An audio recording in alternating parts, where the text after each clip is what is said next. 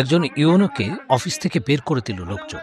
কারা আর কেনই বা এই কাজ করলো, তার আগে দেখে নেওয়া যাক ইউএনওর কার্যালয়ে তখন ঠিক কি ঘটেছিল।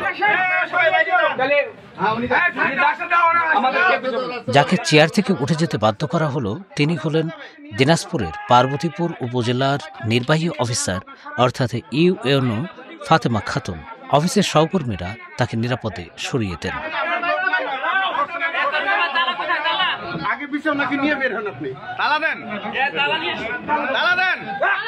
বিক্ষুব্ধ জনতার নেতৃত্বে ছিল পার্বতীপুরের বৈষম্য বিরোধী ছাত্র আন্দোলন ও জাতীয় নাগরিক কমিটি। তাদের চাপের মুখে 12 ফেব্রুয়ারি অফিস ছাড়তে হয় ইউএনও ফাতেমা খাতুনকে।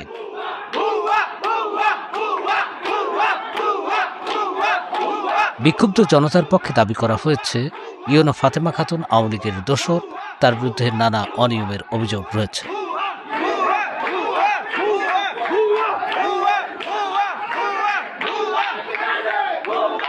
রাজিমবিডি.com কথা বলে ইউএনও ফাতেমা খাতুনের সঙ্গে। কি বলছেন তিনি শুনুন। শিক্ষার্থী ছিল না এখানে। অ্যাডভোকেট তারিকুল, যে নিজেকে জাতীয় নাগরিক কমিটির পার্বতীপুর উপজেলার প্রতিনিধি মনে করে, সে কিছু ভুয়া কথা বলে মানুষকে উত্ত্যক্ত করছে এবং বিভিন্ন অফিস আদালতে সে এই ধরনের কার্যক্রমই করছে।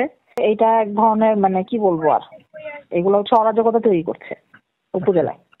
এটা শুধু আমার অফিস না, সে প্রত্যেক অফিসারের সাথেই বেয়াদবি করে। অ্যাডভোকেট তারিকুল সে বলে, সে নিজেকে পরিচয় দেয় অ্যাডভোকেট তারিকুল হিসেবে, বাট তার বার কাউন্সিলের লাইসেন্সও নেই। শিক্ষার্থী হয়তো 2-1জনকে নিয়ে আসতে পারে তারা, বাট যেটা আপনি মব যেটা বলেন আপনি, সেখানে যে কজন আসছিল ধরেন অ্যারাউন্ড 40 পিপলের মতো ছিল। তার মধ্যে আপনার হয়তো 5 জন স্টুডেন্ট হতে পারে, বাকি সবই হচ্ছে আপনার বিভিন্ন কর্মকাণ্ডের সাথে জড়িত। ঠান্ডা আছে, আমি অবস্থান করছি, আমি আমার বাংলোতে অবস্থান করছি।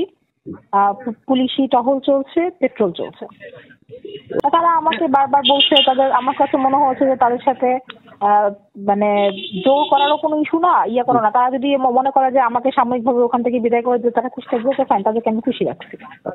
আমি ওখানে আসলে আমার বলটা প্রয়োগ করতে চাইনি, কারণ সব জায়গায় সবার বল প্রয়োগ করার কোনো প্রয়োজন নেই। কোটি মানুষের আস্থার ভালোবাসায় 11 বারের মতো দেশের 1 নম্বর রেফ্রিজারেটর ব্র্যান্ড ওয়ালটন।